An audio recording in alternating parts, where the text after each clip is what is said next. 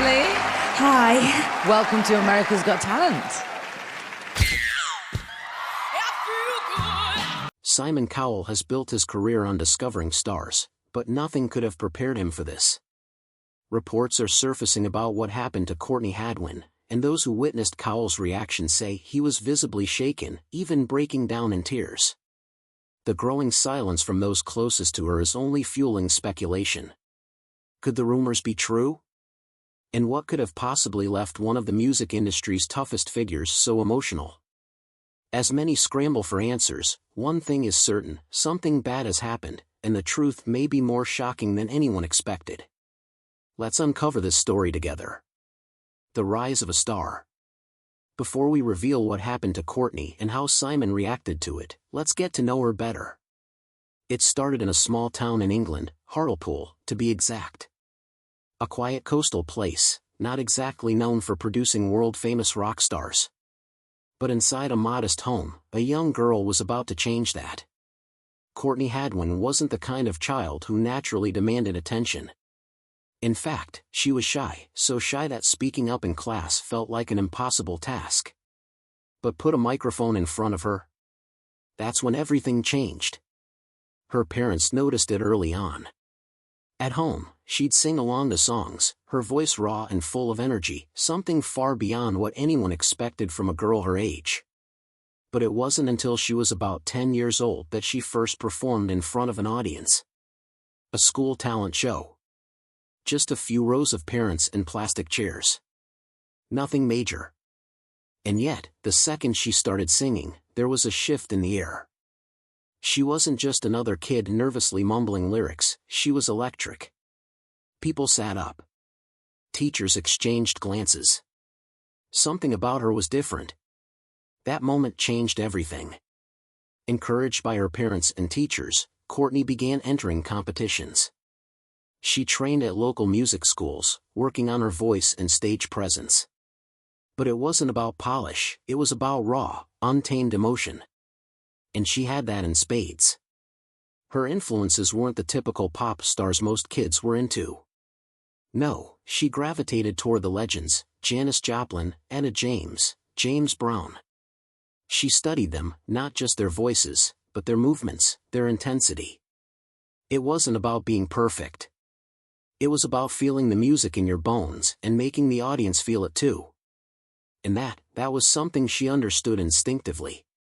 By the time she was 12, Courtney had gained a bit of a reputation in the local music scene. She had performed at various venues, sometimes small festivals, sometimes open mic nights. Every time she stepped on stage, she seemed to transform. Off stage, she was still the quiet, slightly awkward girl from Hartlepool.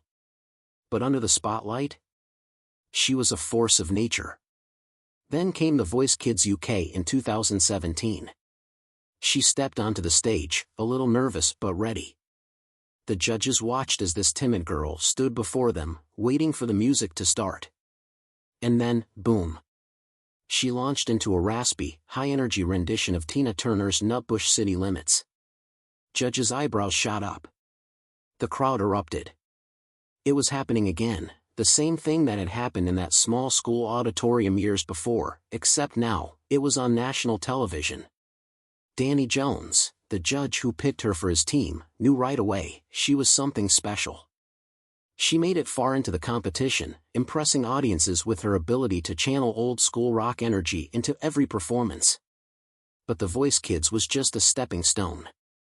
It was the moment that proved she had what it took. The world just hadn't caught on yet. That was about to change.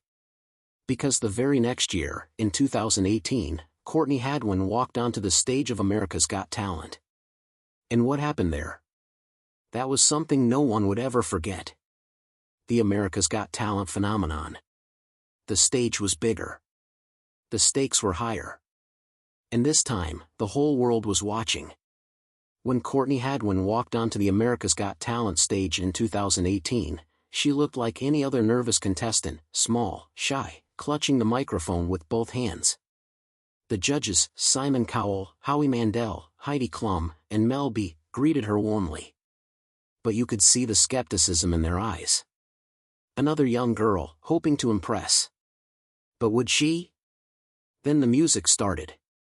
It was hard to handle by Otis Redding, a bold choice for a 13-year-old. But the second she opened her mouth, the entire room shifted. Gone was the timid girl from Hartlepool. In her place was a performer who looked and sounded like she had just time-traveled straight from a 1970s rock concert. Her voice was raw, raspy, wild. She didn't just stand there and sing, she moved. Arms flailing, legs stomping, channeling every bit of soul and energy into the performance. The audience? On their feet within seconds. The judges? Stunned.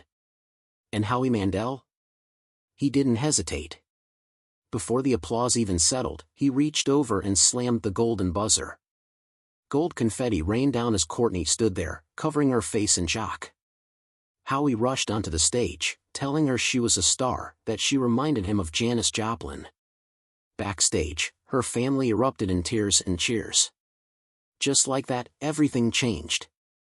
Overnight, she went viral. Her audition clip racked up millions of views within days. People couldn't stop talking about her. Was she a reincarnation of Janis Joplin? How did a girl from a small English town have this much soul? Why wasn't she already famous? But AGT wasn't just about one audition. She had to prove herself, round after round. For the quarterfinals, she performed James Brown's Papa's Got a Brand New Bag, complete with powerful high notes and signature dance moves. The semifinals? Tina Turner's River Deep, Mountain High, bringing even more intensity. Every time she took the stage, she left the audience buzzing. By the time she reached the finals, she was one of the most talked about contestants of the season. She closed out the competition with Piece of My Heart by Janis Joplin, a full-circle moment, given how many times people had compared her to the legendary singer. She didn't win. When the results were announced, Courtney Hadwin finished as a finalist. But the grand prize? It went to magician Shin Lim. Some fans were outraged. They thought she had been robbed. But losing AGT wasn't the end. In some ways, it was just the beginning. Shortly after the competition, she signed a record deal with Psycho Music and Arista Records, a dream opportunity for any young artist. Simon Cowell himself had high hopes for her career, believing she had the potential to be one of the greats. She went on to perform at the AGT Champions Edition in 2019, further solidifying her place in the industry. But fame? It's unpredictable. One moment, you're the internet's biggest obsession. The next? The spotlight shifts. Courtney's viral fame was undeniable. But the real question was, could she sustain it? She was still young, still figuring out her sound. And the pressure of transitioning from a reality show contestant to a full-fledged artist? That's something not everyone survives. Her AGT journey put her on the map. But what came next would determine everything. And as she would soon find out, the road ahead wasn't as smooth as everyone thought. From the outside, it seemed like things were falling into place. She was making music, booking performances, and gaining recognition beyond her reality show roots. But success is never as effortless as it looks. The transition from viral fame to a long-term career is one of the hardest things for any artist, and Courtney was no exception. The industry had a way of taking young stars and either molding them into something marketable or forgetting about them entirely. She had no interest in being a polished pop star, but carving out a space for herself in an industry obsessed with trends wasn't easy. There were expectations, unspoken rules about what she should do next, how she should evolve. Some thought she should lean into rock and become the next big revival artist. Others pushed her toward a more commercial sound. And then there were the inevitable comparisons. Every interview, every article seemed to circle back to the same names: Joplin, Turner, Winehouse. She admired them all, but she wasn't trying to be them. She was trying to be herself. The pressure wasn't just external. There was an internal weight that came with being that girl, the one who had once brought an entire AGT audience to their feet within seconds. Could she live up to that moment? Could she ever recapture the magic of that first performance? She had spent years proving she was more than just a reality show contestant, but sometimes it felt like no matter what she did, people only wanted to talk about what she had already done, not what she was doing now. Music had always been her escape, but even that came with its challenges. Writing original songs was different from performing covers. On AGT, she had been able to take songs people already knew and make them her own. But now, every lyric, every melody had to come from her. It was liberating, but it was also terrifying. She was no longer just interpreting other people's words, she was exposing her own thoughts, her own emotions. Despite it all, she pushed forward. The New York Pop's performance in 2024 had been a turning point, a moment that reminded people she wasn't just a former AGT star. She was an artist with something to say. And her recent recordings at Metropolis Studios had captured the raw energy that had always set her apart. She was finally starting to feel like she was on her own path, not just the one people expected her to follow. But fame has a way of creeping into every part of life, even when you don't want it to. Social media, interviews, constant speculation, it never really stopped. There was always someone watching, always someone waiting for the next big headline. For every devoted fan who cheered her on, there were critics who questioned whether she still had what it took. That's the thing about being in the public eye, it's not just about what you do, it's about what people think you're doing. In quiet moments, away from the cameras and the crowds, she probably wondered what it would all mean in the long run. Would she be remembered for what she was creating now, or would people always see her as the girl from AGT? Did she even want the kind of fame that followed her every move? One thing was certain, she had never been in it for the attention. It had always been about the music, about the feeling of stepping on stage and becoming something bigger than herself. That was what mattered. And no matter where the industry pushed her, no matter what people expected, she was determined to hold on to that. Because in the end, it wasn't about being the next Janis Joplin or the next big viral sensation. It was about being Courtney Hadwin. And that was something no one else could be. And recently, none other than Simon Cowell reacted to what happened to her. But to fully understand it, let's explore their relationship. From the moment Courtney Hadwin stepped onto the America's Got Talent stage in 2018, there was one person who seemed to truly understand what made her different, Simon Cowell. At first glance, he wasn't the obvious choice to be one of her biggest supporters. Simon had built his career on crafting pop stars, on recognizing mainstream talent that could sell millions of records. He had discovered One Direction, turned Kelly Clarkson into a global name, and shaped the careers of countless industry-ready artists. But Courtney? She wasn't polished. She wasn't predictable. And she certainly wasn't pop. She was something else entirely, wild, raw, unfiltered. And Simon saw it instantly. He hadn't been the one to hit the golden buzzer, that was Howie Mandel. But that didn't mean he wasn't paying attention. As the competition went on, it became clear that Simon wasn't just impressed by her voice, he respected it. He knew what he was looking at, a once-in-a-generation kind of performer. Someone who wasn't manufactured or trained to be famous. She was pure instinct. That was what made her special. It was also what made her difficult to fit into the industry machine. After AGT, when Courtney signed with Psycho Music, Simon had a direct hand in her future. There was an expectation that she would go on to become the kind of breakout star that reality shows rarely produce. He believed she had something real, something timeless. But that didn't mean it was going to be easy. The music industry wasn't built for artists like Courtney. It was built for formulas, radio-friendly hits, polished vocals, predictable career trajectories. And Courtney was none of those things. She was unpredictable, a performer who thrived in chaos, in the energy of a live audience. The studio, the industry expectations, the careful planning of a commercial career, that was the part that didn't come naturally. And Simon knew that. He had seen it before. He had watched as artists with raw talent were reshaped, sometimes for better, sometimes for worse. He had also seen what happened when artists like Courtney weren't given the space to figure out who they were on their own terms. He didn't want that for her. but at the same time, there was only so much he could do. When she eventually parted ways with Psycho, it wasn't personal, it was business. She needed freedom, and the industry, his industry, wasn't built for freedom. There were no hard feelings, at least not publicly. But that didn't mean he had stopped watching. If anything, he had been paying closer attention. Because Simon had a habit of keeping tabs on artists he truly believed in. He had done it with Leona Lewis, with Susan Boyle, with the contestants who had something special but didn't fit the mold. And Courtney? She had always been on his radar. In interviews, whenever her name came up, there was a certain fondness in the way he spoke about her. He would talk about how unique she was, how unforgettable that first performance had been. Even years later, she wasn't just another contestant to him.